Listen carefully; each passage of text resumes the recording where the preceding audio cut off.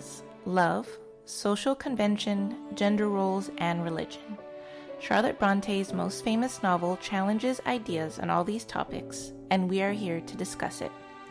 I'm Charlene. And I'm Mike. And this is Jane Eyre Files.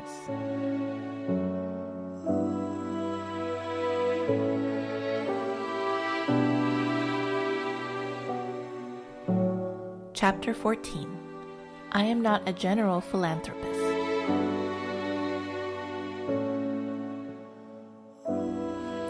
Hello, husband. Hello, you neophyte. Well, not so true anymore. I'm a little older now.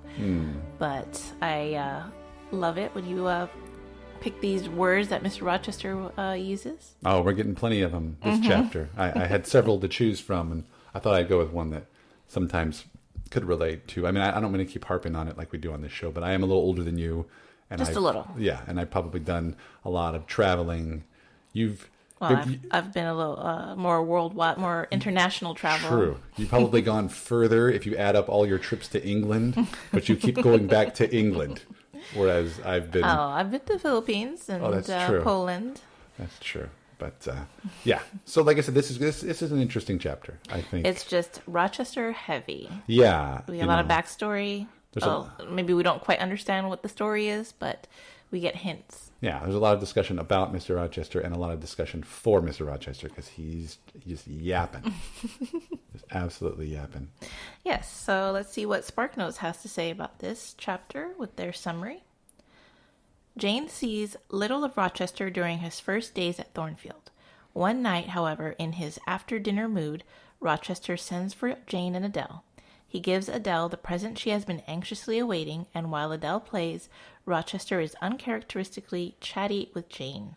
When Rochester asks Jane whether she thinks him handsome, she answers no, without thinking, and from Rochester's voluble reaction, Jane concludes that he is slightly drunk.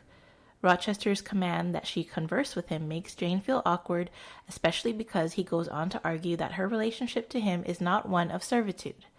Their conversation turns to the concepts of sin, forgiveness, and redemption. When Adele mentions her mother, Jane is intrigued, and Rochester promises to explain more about the situation on a further occasion. Yeah, I feel like SparkNotes does a pretty good job of summarizing this because as I read it, it's just a lot of dialogue. And I felt like there were some moments where I'm just like, am I getting the gist of all of this? Is it going over my head? And this is where I'm glad that I'm rereading this for the first time in 5 years so that I can kind of pick up things. There's definitely a lot of foreshadowing. Definitely. Like you know that there's something heavy on his head and we don't know what it is. And of course you'll find out later. And so now I'm reading this character a lot differently than I did 5 years ago. Yeah, because then when you do read those lines he's hinting at something, you know exactly what he's talking about. And that's fun for the reader, I think.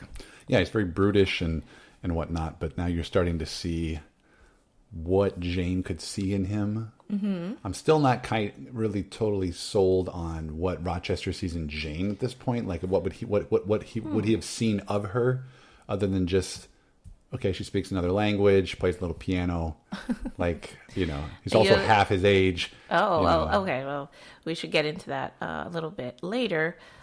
This chapter just first begins with Jane kind of living her life at Thornfield and noticing that how Mr. Rochester is around her. Sometimes he acknowledged my presence, sometimes not. His changes of mood did not offend me because I saw that I had nothing to do with their alteration.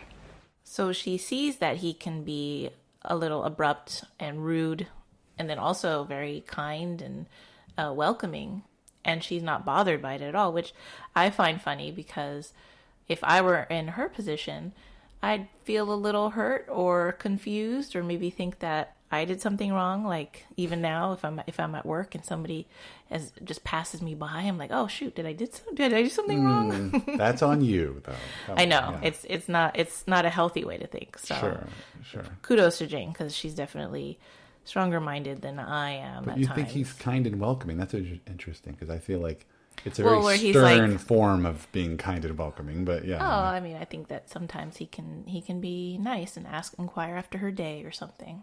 Not in this conversation that they have in the library. Yeah. But, well. Yeah. No, I mean, like I said,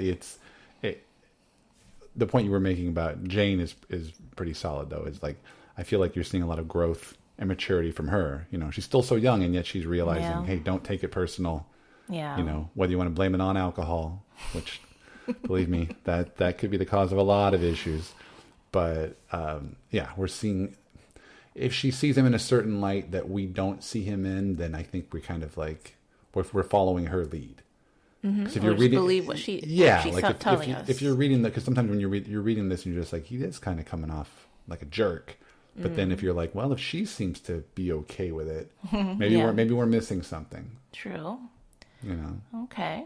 All right. Well, you know, then he calls her in, like the SparkNote summary said, calls her in for a conversation. He kind of distracts Adele with a present. Also gets Mrs. Fairfax in to play with Adele, and so that they both won't bother him while he clearly just wants to talk to Jane and I guess dig more into the way she thinks, which is, you know, referencing what you said earlier.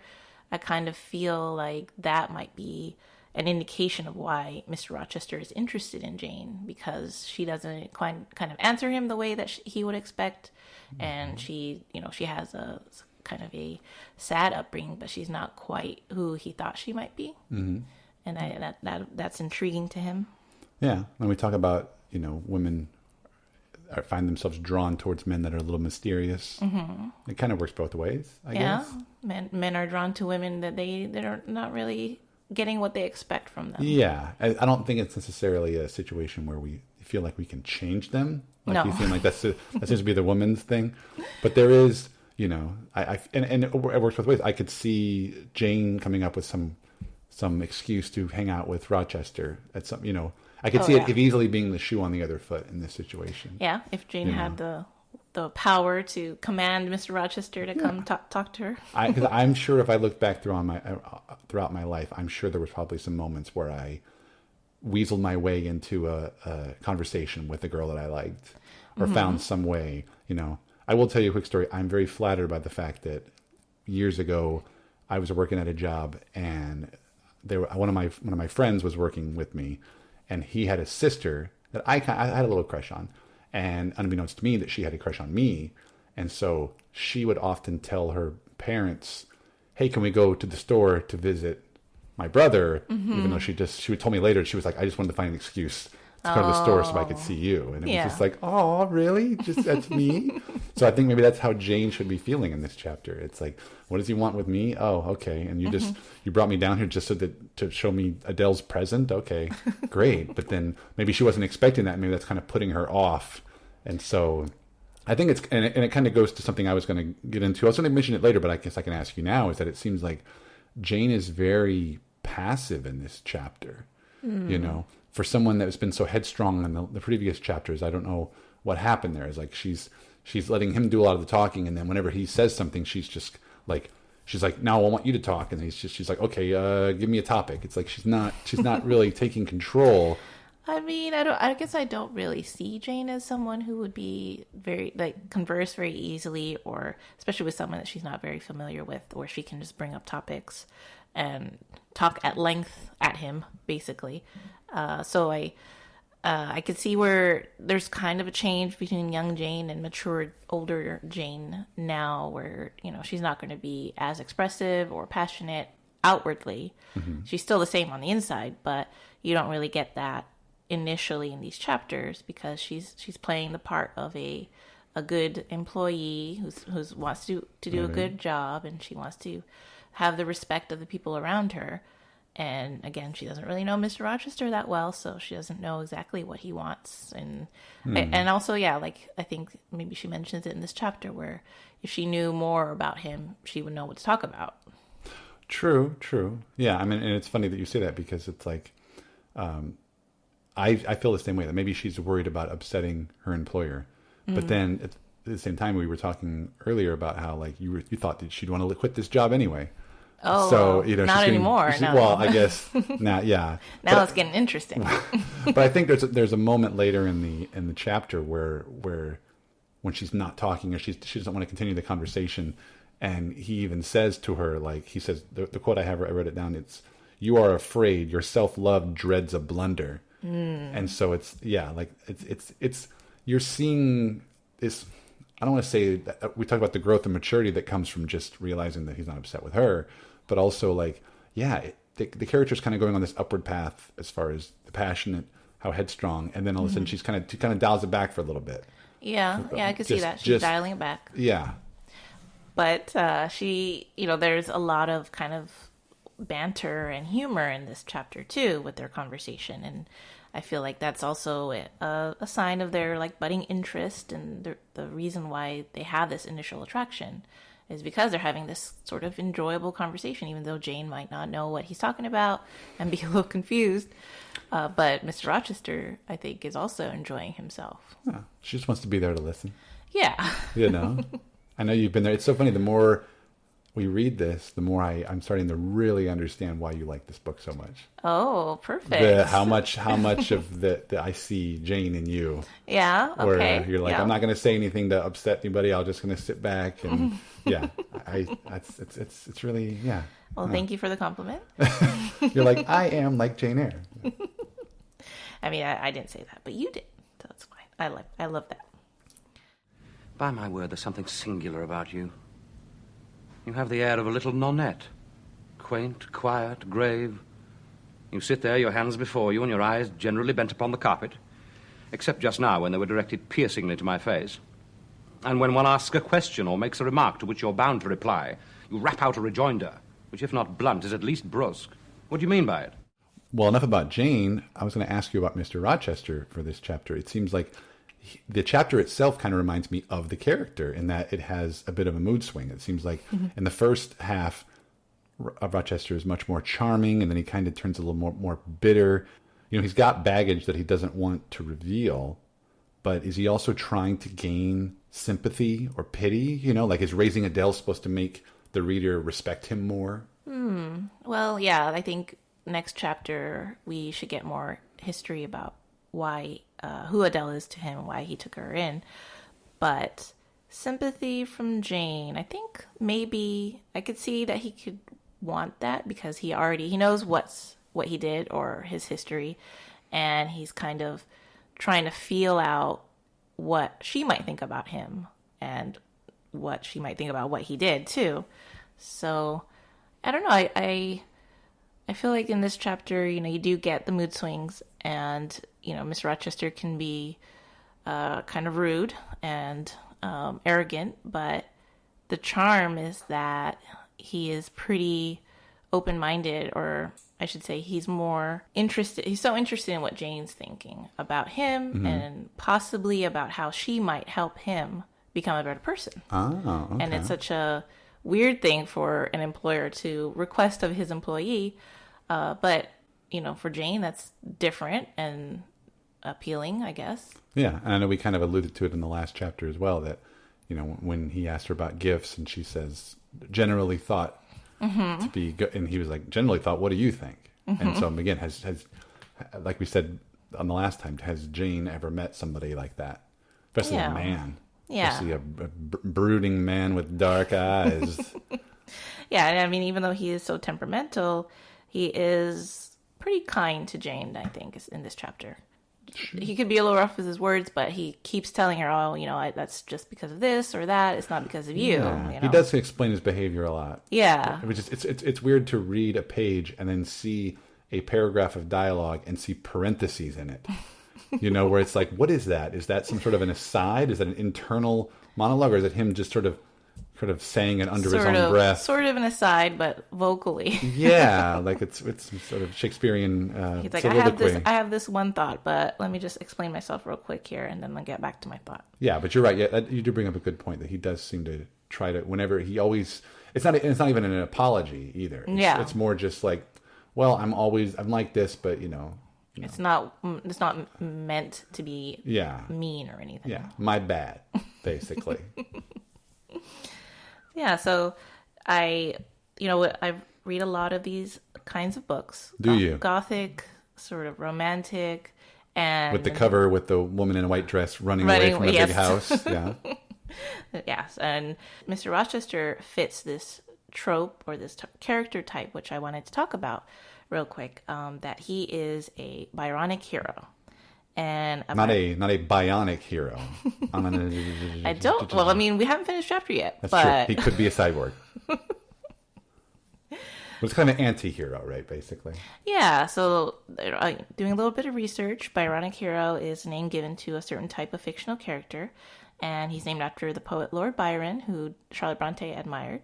Lord Byron seemed to embody this type of anti-hero that he wrote about and also lived. So there are many character traits that a Byronic hero embodies. He is proud, arrogant, cynical, but intelligent and capable of strong and deep affection. And they usually have a troubled past or loose morals, but they also have strong and sometimes noble reasons to do the things they do. Usually this is because they can be conflicted and long-suffering, and I've often heard them described as a fallen angel type, and I think that fits them very well. Fallen angel, okay. Yeah, so fallen angel or sort of bad boy types, because they're not just villains, because they have some good, noble intentions, and sometimes they can end up doing something good in the end. Yeah. So trying to redeem themselves in some way, right? Yeah, I think that's the best. The best Byronic heroes, the ones that redeem themselves in the end. So some famous Byronic hero type characters in film and literature are Charlotte's sister, Emily Bronte's Heathcliff from Wuthering Heights, and Professor Snape in Harry Potter. I always loved Professor Snape. I figured you'd go with a Harry Potter reference. I know that Snape is from your illustrious house, Slytherin. Yes, Slytherin. And then also Captain Jack Sparrow from the Pirates of the Caribbean movies. And I wanted to ask you, Mike, about any kind of Byronic hero types that you can think of. Well, yeah, I mean, again, you're the literary one. I'm more cinematic. But I think Jack Sparrow is a good example, especially for the 21st century, because it seems like a lot of those anti-heroes are more, especially in the 60s and 70s, or even before that. And the Jack Sparrow character comes out, everyone loves him because he's so goofy and wacky, but then he's also, he's not the most noble character, but yet people still like him. And it's fun to see him act badly. Yeah. But then he does some good things sometimes. Yeah, and you can find it, you can find yourself cheering for him. You had asked me this question off the air, and the first thing I always think of when I think of cinematic anti-heroes is Butch Cassidy and the Sundance Kid. It's a good example. I've not seen that film. Yeah, it's a wonderful film, and again, these are real people, as we believe, and the legend has always grown over the years, right? And so they're the titular characters of that movie, and you're cheering for them, but they are bank robbers, in a sense, but the way that movie is done and William Goldman's screenplay is just amazing because it kind of gives them depth and it makes you kind of cheer for them. I mentioned 60s and 70s. Obviously, in the 70s, you get people like Travis Bickle from Taxi Driver is a very, very... I felt bad because you said when we had this conversation before we started recording, I would drop a bunch of names and you're like, I've never seen that, I've never seen that, I've never seen... And it feels like I did a little research. I just kind of Googled, like, what's one of the most famous cinematic anti-heroes? And I'm like, oh, Charlene's never seen that one. Like, that's just... Because I know those are the kind of movies you don't necessarily like. Yeah. And I feel like Taxi Driver, I don't think I like it. Probably not. Romantic anti-heroes are more literary. It seems like there's not a lot of cinematic anti-heroes that are more romantic. They're more... it's more like... I don't know. It's more like action-adventure type guys. That's interesting. I guess I can't pull any right now, but I feel like, the Byronic hero or the anti-hero is a fun romantic character trope that probably shows up in films more often than the bad boy types in films probably. Yeah, the bad boys are a little bit more common in action adventures, I think, than in some of those romance. Even another good example, I know you and your mother both appreciate film noirs. I feel like the lead detective in a lot of these film noir movies, Philip Marlowe, Sam Spade, even Jake Gittes in Chinatown. Like that's not a lot of romance. Well, there's a little bit, but it's not. The women like them because they're, I guess, you're right. Maybe the women like them because they're a bad boy, even though they have no business being with them. They're just trying to solve the case, And then if you get into like I said, I feel like in my generation, you get people like Han Solo from the Star Wars. That's a classic example of an anti-hero. Yeah. I think Snake Plissken, Kurt Russell's character from Escape from New York and Escape from L.A., he is a villain, but he's been asked to do something noble. Again, it's kind of a redemption. aspect. You know, I think one of the most famous ones is Michael Corleone from The Godfather, which, again, I want you to watch that movie one of these days. For mom movies. Yeah. But what's funny is, if I may allow a little cross-promotion for the other podcast that I do, which is Out of Touchstone, where we're watching all the Touchstone movies that Disney put out. The movie we just watched, for the last Touchstone film we just watched, was The Nightmare Before Christmas. Yeah, and I was just thinking when I was going through my notes here, Jack Skellington kind of be a Byronic hero. Yeah, he is kind of an anti-hero, and I feel, because there's moments where he's the villain and the hero of that film. He has these qualities of like a mad scientist, you know. And then the funny part was the last movie that we watched, which was something that was produced by Disney's other live-action offshoot, Hollywood Pictures, was Tombstone. Now I'll ask you, do you think Wyatt Earp is an anti-hero? Yeah, That's a real person too, you know. Yeah, because he does try to do the right thing. You don't get too much of his history previous to what happens in Tombstone, but then he gets pulled in and he goes on this whole vigilante justice thing where he's just killing everybody because they killed his they killed his brother, and he does have a sort of a attractive quality, I think, too, because obviously there's a little bit of romance in that story, and he has a interest in this woman and she in him. So, and he wears black through most of the movie too, which is clear sign. Something you always think about in movies, especially westerns. You don't want the villains to, or the hero shouldn't wear black. That's true. All the Earp brothers do. Yeah. And then, so, you know, if you want to flip the genres, you can also look at Lindsay Wagner, because she was the Byronic woman. I think we're looking at the wrong spelling. Woman, no.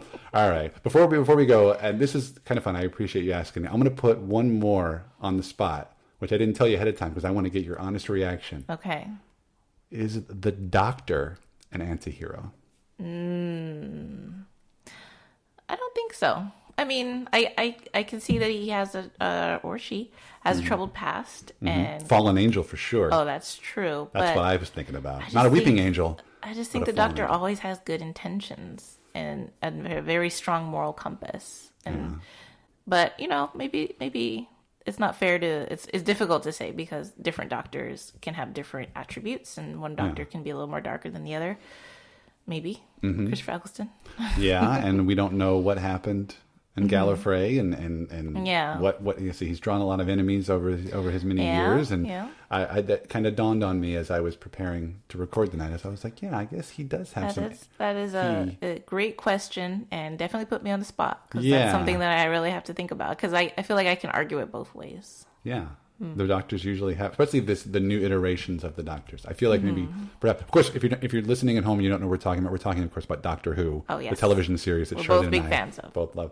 I feel like the Jodie Whittaker's 13th Doctor is not as much of the darker character. She's more of the noble, but then I could see David Tennant's 10th Doctor, see Peter Capaldi's 12th Doctor. I could see them having the sort of darker side, and you have to understand. Do they have that troubled past? They're not romantic leads, necessarily, right? Well, you know, they really like to introduce some romance in this later season. Yeah, but we've talked a lot about the conversation between Jane and Rochester in this chapter, and I think we hinted at this in the previous episode of the podcast. But I thought it would be interesting to learn more about the origin of Mr. Rochester's character. There are theories about how Charlotte Brontë created him and who he's based on. I think you mentioned that maybe he didn't seem realistic before, but he is based. Well, I should say she's based a lot of characters in this book on real people. Yeah, right? like her family or people that she came into contact with at school. But Mr. Rochester, there are a few theories about who he's based on. And it's my personal belief that it's mainly two sources in Charlotte's life. And the first one is that as a teenager, Charlotte would write stories with her brother Branwell, and also her sisters, but mostly with Branwell, that took place in this fictional land called Angria. And the stories formed very complex worlds full of romance and politics, and they had all these characters to them. And it was very, very personal to the Brontes, and Charlotte wrote many stories in this world. And through the years, she evolved a character that was initially the Duke of Wellington's son, and he was later called the Duke of Zamorna, or Zamorna for short. And I haven't read a lot of Charlotte's juvenilia, but from what I've seen of Zamorna, he has many personality traits that we will see in Mr. Rochester. So Branwell can get a little credit for Rochester. Inspiring, as well. yeah. I think that's probably true, yeah. And then then the other source that I feel probably bears a lot of weight of Mr. Rochester is it comes from the time in 1842, which was 5 years before Jane Eyre was published, when Charlotte and Emily traveled to Brussels and Belgium, and they wanted to improve their French, so they went to this boarding school run by Constantine Heger and his wife, and Charlotte spent a little more time there than Emily did because their aunt died and Emily went back, or they both went back to kind of deal with that, and then Charlotte came back by herself to learn more, and then also she became an English teacher there.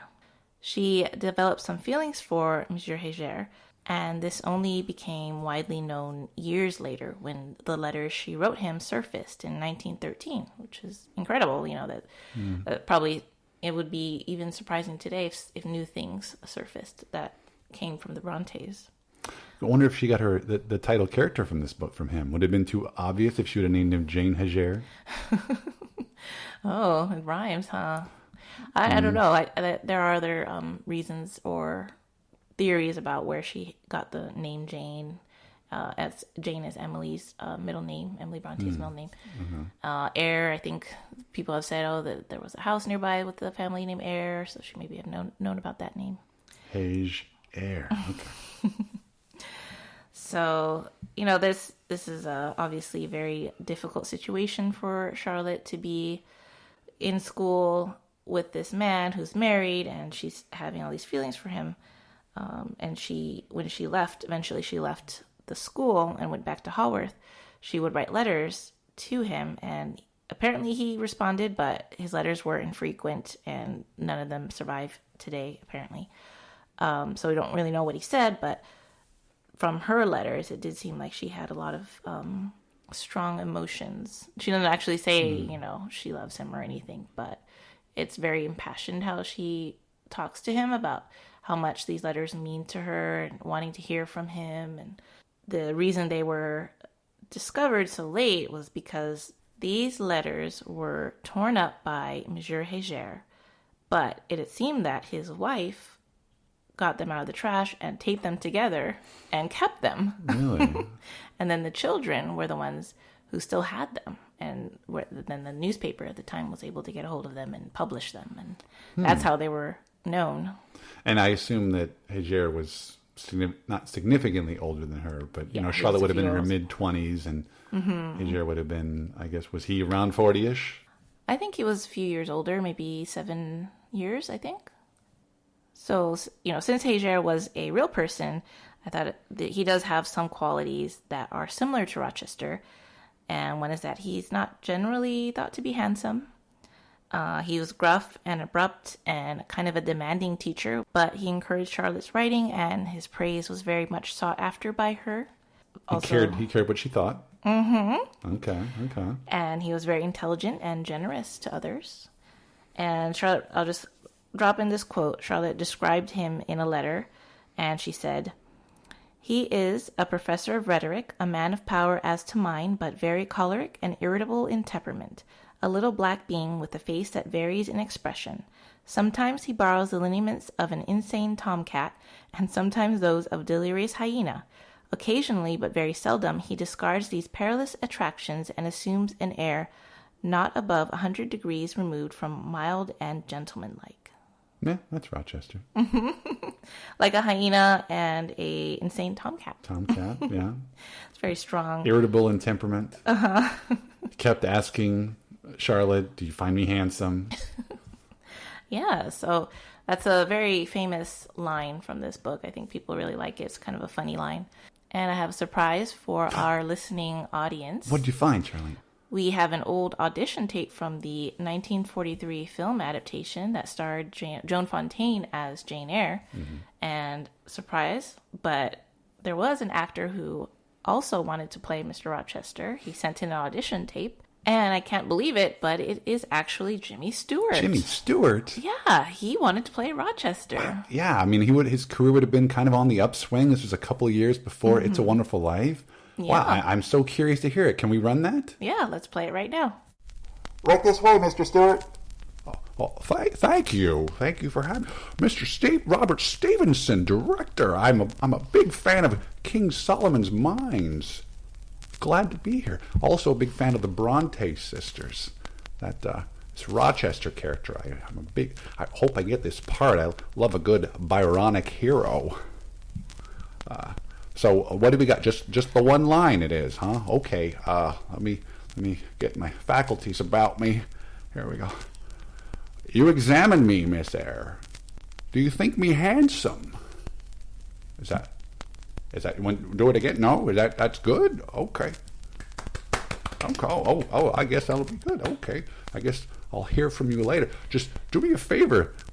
Don't give this part to that Orson Welles fella. He's kind of a hack. Wow, I can't believe they kept that footage. They hold on to that. What amazing. I don't even want to know how you came across that, Charlene.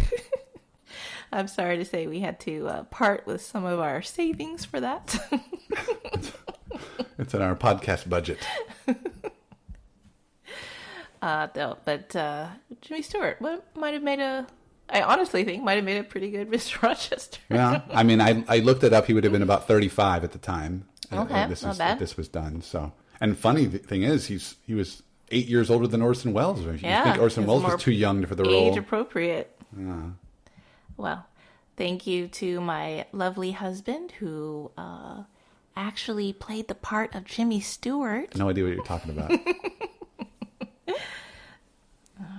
So now we're going to go into our last segment of the episode where we talk about our favorite meaningful passage or quote. So Mike, go ahead and lay it on me. Okay, well, my quote actually comes from the very end of the book. You know, we've had this roller coaster of emotions in this chapter where it's like I said, it starts out he's kind of charming, then he gets into all the backstory about Celine, and you're wondering like his what did we say? His mood swings and all that, and so he's starting to draw interest in Jane, but he's also a little drunk, so he almost chastises her for not being a little bit more open with him. He jokes with her like, do you never laugh? And he says like the Lowood constraint still clings to you.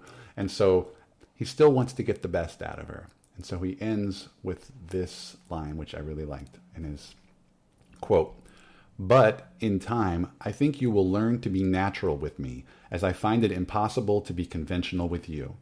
And then your looks and movements will have more vivacity and variety than they dare offer now. I see at intervals the glance of a curious sort of bird through the close-set bars of a cage. A vivid, restless, resolute captive is there. Were it but free, it would soar cloud high." Such a romantic line, I think, because he's really seeing into Jane and sees the potential in her. And it's beautiful. Another bird reference. And another bird reference, of course. Yeah. And I mean, again, I wonder if it's a situation where he can tell that she's probably this shy, mousy type person. And, yes, we mentioned how gruff he is, but it's so, and he does, like I said, he doesn't quite apologize, but he sort of tries to explain away his behavior. And now he's saying, come along the ride with me. Yeah. And I'll get you out of that shell. Yeah. Yeah, and it's just very thoughtful of him, I think. He is her employer, but he has thought about her and kind of revealing a little more of his personality than he might wish. Yeah, and this is, you don't want to build this love story up too quickly, so I'll give Charlotte a little credit there. So it's just slowly, one at a time. I mentioned before peeling back the onion, but yeah, it's kind of slowly getting to it. So I kind of like that. What is your most meaningful passage from this chapter? Well, we are on episode 15, chapter 14 here. And we picked the same quote. Finally happened. I said it was going to happen at some point. The funny thing was, before we recorded, I said there was 3 quotes that I was choosing from. Yeah. And I narrowed it down, and that was the one that I actually went with. So. Well, I obviously really like that quote, and I think again it's very, very romantic. So great choice, Mike. I can honestly say that. Thank you. Thank you so much for listening. If you enjoyed our podcast, please subscribe and leave us a review on your preferred podcast platform. This really helps us grow and reach new listeners. If you want to talk Jane Eyre with me online, you can find me on Twitter and Instagram at EyreGuide. That's EYRE. And if you want to hear more from me, I host my own podcast called Out of Touchstone, where my good friend Chad and I discuss all the films that Disney produced for their Touchstone Pictures label. You can also find me on Twitter at Mike DeKalb. Thank you, and farewell for the present.